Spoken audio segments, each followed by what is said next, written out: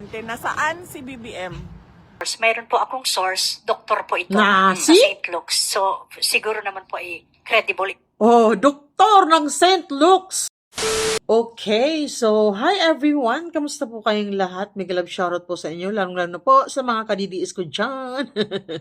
Kamusta po ang lahat? So, eto na nga po guys. No, grabe guys, malala na pala talaga itong sakit ni PBBM, ano? Diba guys? Yung last interview po niya na sinabi niyang, I'm fine, I'm okay. Nung ano pa yun 22 this month, diba? Tapos, isinugod din pala ulit sa ospital.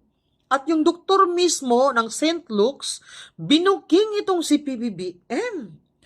Ano? Grabe. At si Claire Castro naman, panay, pinagtatakpan niya lagi itong si PBBM na okay naman si PBBM, nasa mabuting kalagayan, ano lang naman yung sakit niya, mild lang, ganon.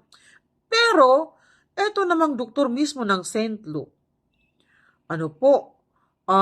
may pinagsabihan po siya. Tapos, itong message naman, ikinalat din po sa mga GC-GC siguro, ikinalat po nila hanggang sa nakarating sa mga reporters. Kaya ito po yung tanong ng reporters mismo kay Claire Castro. Alam niyo po ba guys na malala daw po talaga ang sakit na ito, no? Ang dahilan daw nito ay dahil sa paggamit ng ipinagbabawal na gamot. So, ito po guys, ipapanood ko po sa inyo itong video na ito. May kumalat din po kasi na message yesterday to some reporters saying the president's acute diverticulitis has deteriorated severely due to drug use. Nagkaroon din umano ng cyst and showed clear sign of perforation, which could lead to a life-threatening complication if not addressed immediately. How true is this, ma'am? Anong source natin yan? May mga survivor lang po, ma'am, may mga nakareceive po sa iba sa amin from a unknown number. Oh, kung unknown number yan, di unknown din ang source niyan. So, kung unknown ang source niyan, so malamang gumagawa ng kwento yan. So, huwag natin masyadong paniwalaan ng mga kumakalat sa social media nang walang hindi verified at walang ibang source. Last po, Tuesday New DCWB. Ito, pakinggan natin. Hi, ma'am. Follow up lang po sa health condition ni Pangulong Marcos. Yung kumalat po ay unknown source. Mayroon po akong source, doktor po ito Na, sa St. Luke's. So, siguro naman po ay credible. Oh, doktor ng St. Luke's ang mismong nagsabi. Oh, di ba? Bakit pa kailangang pagtakpan ninyo na malala na po yung sakit ni PBBM? Dapat sabihin na lang, no? Kasi kung malala na po yung sakit niya, dapat magpahinga na yan at palitan na po. Si PBBM, hindi na po tama na itong presidente natin may sakit nang dahil sa sa paggamit ng ipinagbabawal na gamot. Yun po ang sabi nitong reporter na ito, ha? Kasi ang kawawa dito tayo, no? Nagkaroon tayo ng presidente na may sakit na pa? Di ba? Ngagva pa, yun po ang sabi nila. Ngagva pa daw. Kaya delikado po. So, kailangan talagang magpahinga na po siya forever. At palitan na po siya. Palitan na po siya, guys. Dahil hindi na maganda to. Delikado na. So, ito. Continue po natin.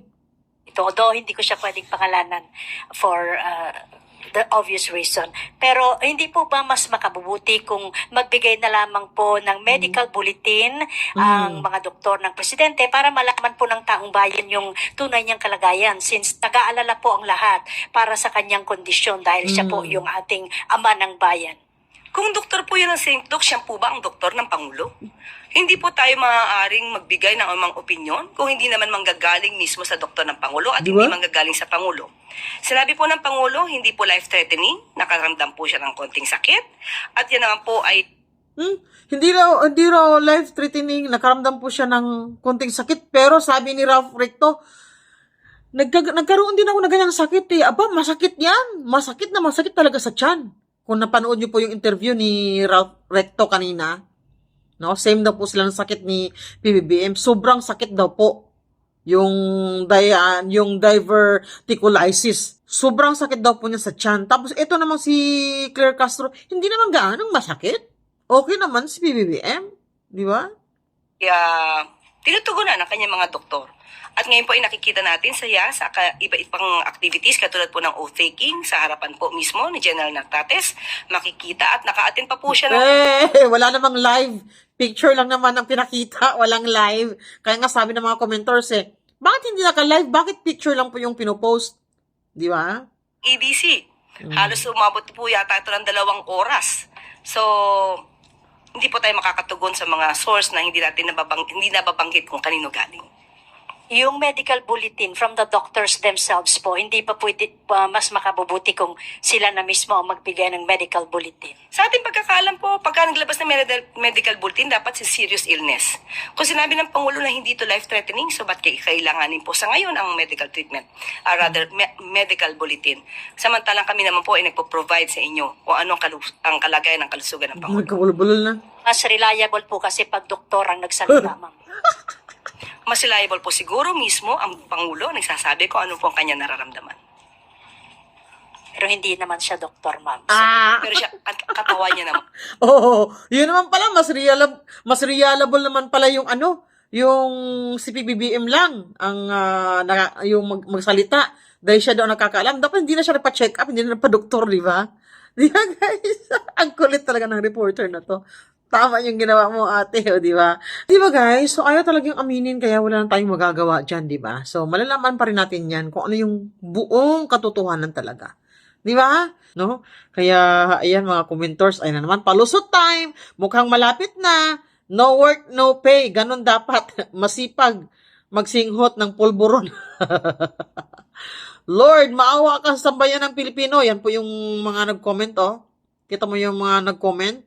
Talagang, gusto na nila na si BBM magpahinga na forever, no? Wag na magtrabaho na lang. Magpahinga ka na lang. Yun po ang sabi nila, no? Kasi, hindi makapagtrabaho ng maayos kasi may sakit. Sino ang kawawa? Di ba, mga Pilipino? Oh, wala na nga natapos, nagkasakit pa.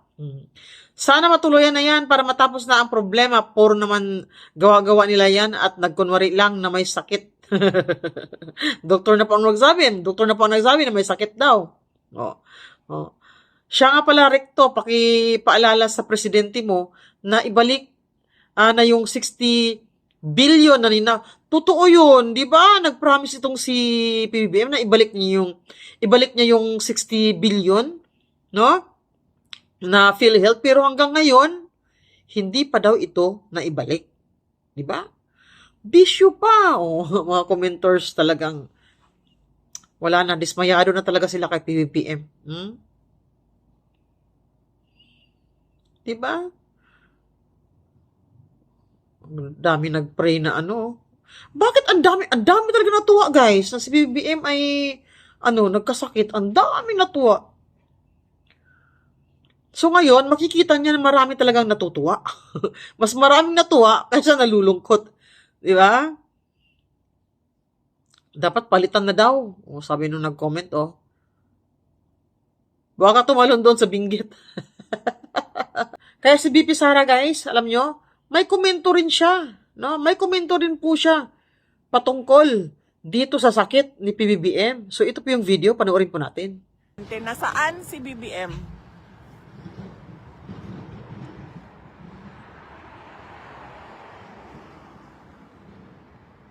Asa rin si BBM?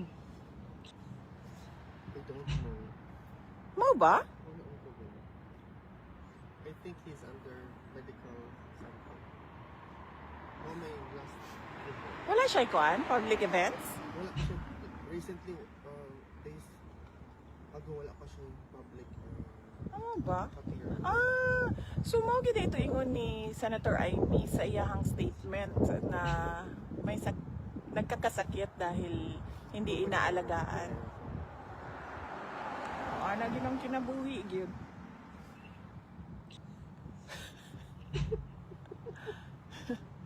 Ana ginang kinabuhi gyud pagka nang walay kanang tinud-anay nga nagtan-aw para sa imuhang kaayuhan. Di ba? Sabi ni BP Sara, ganun ba? Talaga? Ospital pala. Ganun talaga ang buhay. Yun po ang sabi ni BP Sara. Di ba? So, ano po ang sabi niyo sa video ito? Comment down below lang po. Doktora po ang sabi niyan na kung ano po yung dahilan kung bakit nagkaroon si PBBM ng ganyang klaseng sakit dahil na-overuse daw sa paggamit ng droga. Yun po ang sabi nung isang reporter na sabi niya, ang source na po niya ay isang doktor. Di ba? Oh.